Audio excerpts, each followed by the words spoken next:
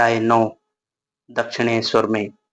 सारी व्यवस्था हो जाने पर वैशाख पूर्णिमा के दिन 31 मई 1855 को मंदिर में माता काली की प्राण प्रतिष्ठा संपन्न हुई और पंडित राम कुमार चटर्जी नियमित रूप से वहां के पुजारी नियुक्त हुए।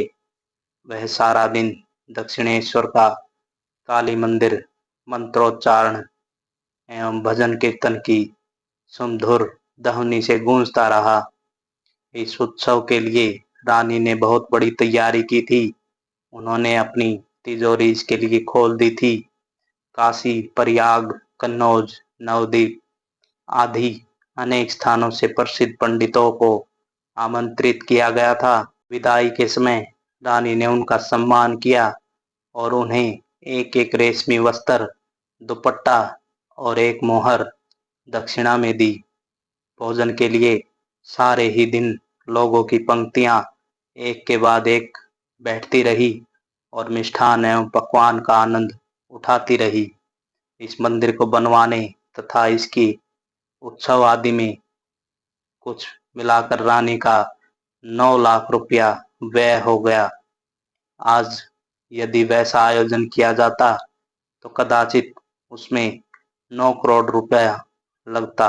मंदिर की अवस्था निरंतर उचित प्रकार से होती रहे, उनके बाद भी मंदिर का सारा कार्य विधि विधानानुसार और उसी शान शौकत से हो, इसके लिए उन्होंने अब व्यवस्था कर दी। उस 9 लाख के अतिरिक्त रानी ने 2,25,000 रुपया और खर्च करके दिनाजपुर जिले की एक सालवाड़ी प्रंगना खरीद कर उसकी सारी आय मंदिर के व्यय में निर्धारित कर दी। रामकुमार को इस कार्य के लिए प्रेरित करने में रामकृष्ण का बहुत बड़ा योगदान था। रामकुमार शास्त्रों की दुहाई देते तो रामकृष्ण उन्हें कर्तव्य की प्रेरणा देते। ऐसे शास्त्र वचनों के लिए प्रति रामकृष्ण की आस्था नहीं थी। उनका विश्वास था कि शास्त्रों में ऐसा उल्लेख नहीं हो सकता, किंतु अपने विश्वास की वे पुष्टि नहीं कर सकते थे। तदपि उनकी प्रेरणा सफल सिद्ध हुई और रामकुमार ने रानी को सुझाव दे दिया, वह स्वीकार कर लिया गया। प्राण प्रतिष्ठा के दिन रामकृष्ण ने दिन भर उपवास किया और मंदिर में जिस कार्य में भी वह सहायक हो सकता था उसने वह सहायता की। उस दिन उसने वहां प्रसाद ग्रहण नहीं किया। दिन भर का सारा कार्य संपन्न करने के उपरांत पास की दुकान से 1 पैसे का चिवड़ा लेकर अपना उपवास समाप्त किया और रात को अपने निवास जहामापुकुर लौट आया। रामकुमार उस रात वहीं रहे, वे घर नहीं लौट सके। दिन के समय रामकृष्ण पुनः दक्षिणेश्वर गया, किंतु भाई को व्यस्त देख वह वापस हो गया और सोच लिया कि भाई जब आना चाहेंगे आ जाएंगे। इस प्रकार वह 7-8 दिन तक उधर गया ही नहीं और भाई को भी घर वापस आने का अवकाश नहीं मिला।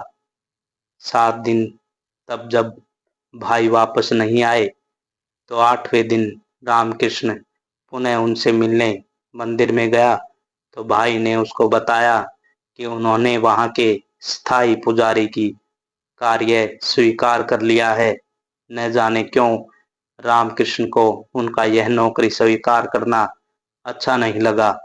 यहाँ तक कि उसने अपने भाई से आग्रह भी किया कि वे इस नौकरी को त्याग दें, किंतु रामकुमार को इससे कोई आपत्ति नहीं थी और इससे उनकी आर्थिक दशा भी सुधरने वाली ही थी। फिर हाथ आई नौकरी को क्यों छोड़ा जाए। अंत में रामकृष्ण ने भी इसको विधि का विधान मानकर स्वीकार कर लिया।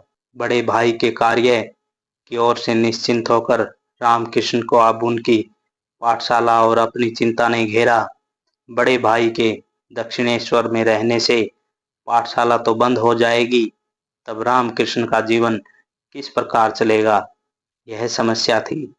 इस प्रकार की बातों में बहुत समय बीत गया तो विवशत उस रात रामकृष्ण का वहीं रह जाना पड़ा।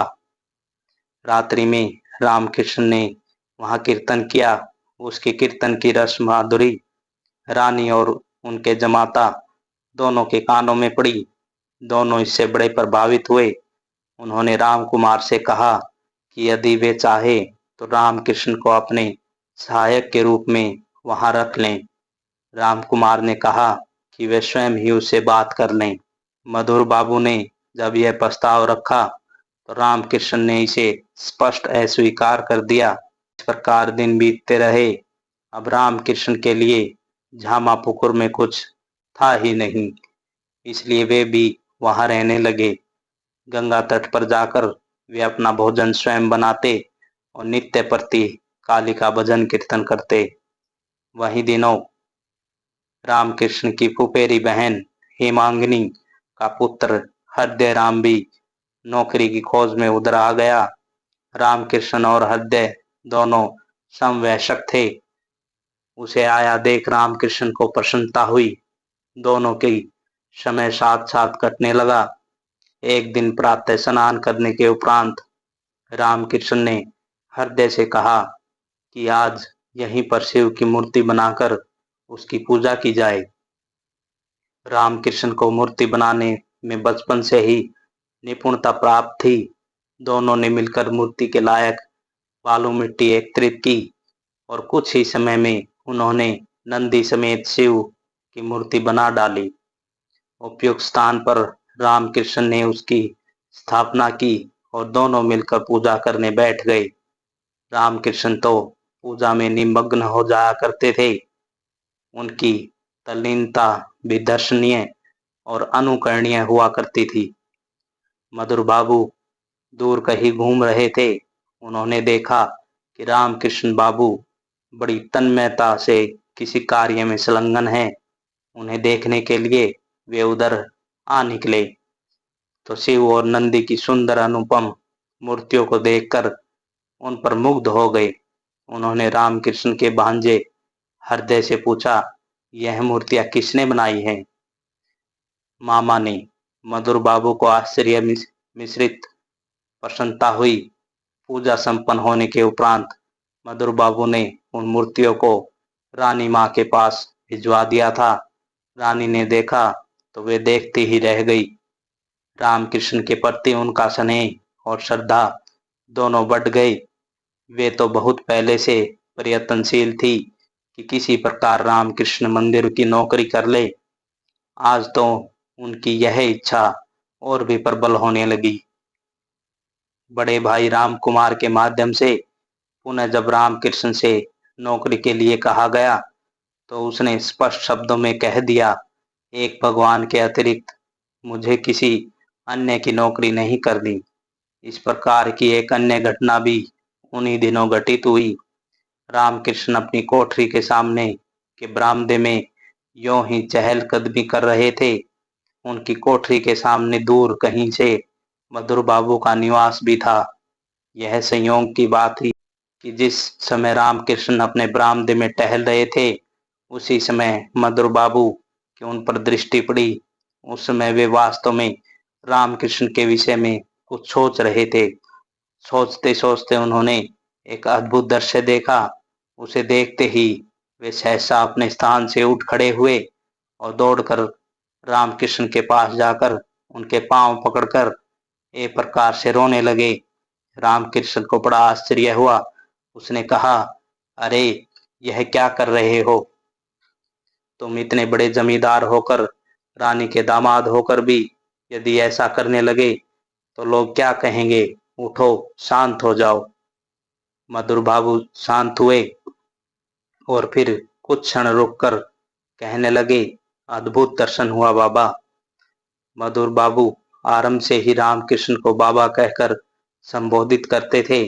उन्होंने आगे कहा, मैंने जब आपको टहलते देखा तो एक टक देखता रहा और फिर पाया कि आप नहीं अपितु साक्षात जगदम्बा माता टहल रही है। और जब आप बरामदे के उस छोर से पीछे की ओर लौटते थे तो ऐसा लगता था कि साक्षात महादेव इस ओर आ रहे हैं। मैंने समझा कि मुझे भ्रम हो गया है। मैंने कई बार अपनी आंखें मली किंतु बार बार वही दृश्य सम्मुख आता था। इतना कहकर मधुर बाबू पुनः भाव विह्वल हो गए। रामकृष्ण ने मधुर बाबू को अनेक प्रकार से समझाया कि वह केवल उनका भ्रम था। रामकृष्ण को शंका थी कि वह इस प्रकार की बातें कहीं रानी को जाकर न कह दे, उससे और कठिनाई उपस्थित हो जाएगी।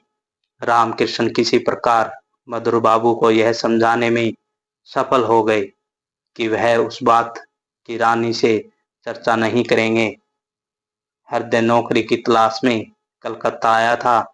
अभी तक उसका कहीं कार्य संपन्न नहीं हुआ।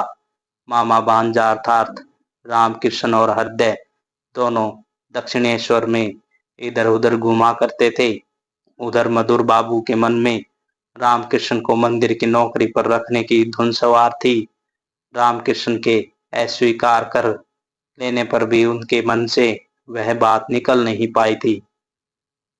मंदिर में मूर्ति की प्राण प्रतिष्ठा हुए 3 मास बीत गए थे। अभी तक भी अकेले राम कुमार ही सारी व्यवस्था देख रहे थे। हृदय को आए भी काफी दिन हो गए थे। तभी एक दिन जब मधुर बाबू देवी के दर्शनों के लिए आए हुए थे तो उन्होंने रामकृष्ण और हृदय को साथ साथ देखा। रामकृष्ण की उस पर दृष्टि तो पड़ गई थी, किंतु उसने अनदेखा कर लिया।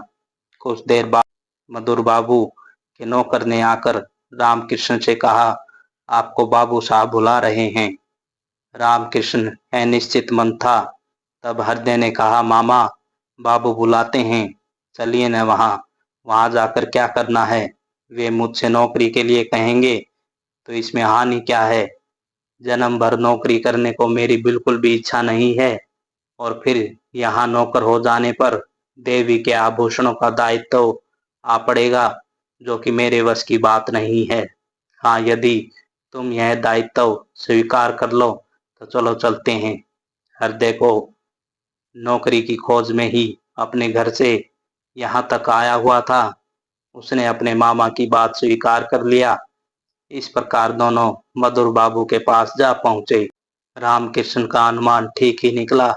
मधुर बाबू ने उनकी नौकरी के लिए वहां बुलवाया था। यद्यपि आशा उन्हें आज भी कम ही थी, फिर भी उन्होंने सोचा एक प्रयत्न और करके देख लिया जाए। इस बार मधुर बाबू का प्रयत्न सफल हुआ। जब उन्होंने रामकृष्ण से नौकरी कर देने के लिए कहा तो उन्होंने अपनी शर्त रखी कि देवी के आभूषणों का दायित्व यदि हृदय को सौंप दिया जाए तो वे शेष कार्य करने के लिए उद्यत हैं। मधुर बाबू ने इसे सहर्ष स्वीकार कर लिया। उसी दिन रामकृष्ण को उन्होंने देवी के वेशकारी पद पर नियुक्त कर दिया और हृदय को उसका तथा राम कुमार का सहायक नियुक्त कर दिया। अपने भाई को मंदिर में नौकरी करते देखकर राम कुमार की चिंता मिट गई। इस प्रकार देवी की प्राण प्रतिष्ठा होने के 3 माह उपरांत रामकृष्ण के मंदिर में नौकरी स्वीकार कर ली। 3 माह तक मधुर बाबू सत प्रयत्न करते रहे थे। रामकृष्ण भक्ति भाव से पगे भक्त कवियों के ललित गीतों का सस्वर भावपूर्ण गायन करते हुए जब देवी विग्रह का अलंकृत कर रहे होते तो उस समय की उनकी तन्मयता दर्शनीय होती थी। उनके अंशस्थल के स्पर्श से निकले हुए भक्ति गीत भक्तों को भाव विभोर कर देते थे। नित्य प्रति उनको इस प्रकार करते देखकर निरंतर उन्हें देखते रहने का मन करता था। रामकृष्ण के नेत्रों से उस समय अजस्तर रूपेण अश्रु की धारा प्रवाहित होती रहती थी। उन्हें पता ही नहीं रहता था कि कौन आया है, कौन गया और कौन किसने क्या बात की अथवा कही। वे तो देवी का अलंकृत करने में तल्लीन रहते थे। उसी वर्ष एक अन्य घटना है। मंदिर परिसर में काली के अतिरिक्त भी अनेक देवी देवताओं के मंदिर थे। जन्माष्टमी का पर्व था। जन्माष्टमी धूमधाम से बीत गई। उसके दूसरे दिन मंदिर के पुजारी के हाथ से किसी प्रकार राधा गोविंद की मूर्ति नीचे गिर गई। उसका एक पैर टूट गया। इससे पुजारी क्षेत्रनाथ को भी चोट लगी। अपनी चोट की उसे चिंता नहीं थी, उसे चिंता थी मधुर बाबू के क्रोध की। उसने सोच लिया कि उसकी नौकरी तो गई, न जाने कितना दंड देना पड़ेगा। यह भी जानते थे कि खंडित मूर्ति की पूजा शास्त्र विरुद्ध होती है। उसका उपाय सोचा जाने लगा। मधुर बाबू ने अनेक पंडितों की सभा बुलाकर इस विषय पर विचार विमर्श किया। सभी की यही राय थी कि भंग मूर्ति को विसर्जित कर दिया जाए और उसके स्थान पर नई मूर्ति की प्राण प्रतिष्ठा की जाए। वह मूर्ति बाबू को बड़ी ही प्रिय थी। वह बड़ी भव्य मूर्ति थी। पंडितों के इस निर्णय बाबू के हृदय को ठेस लगी। तभी उनके मन में आया कि इस विषय में बाबा का परामर्श लिया जाए।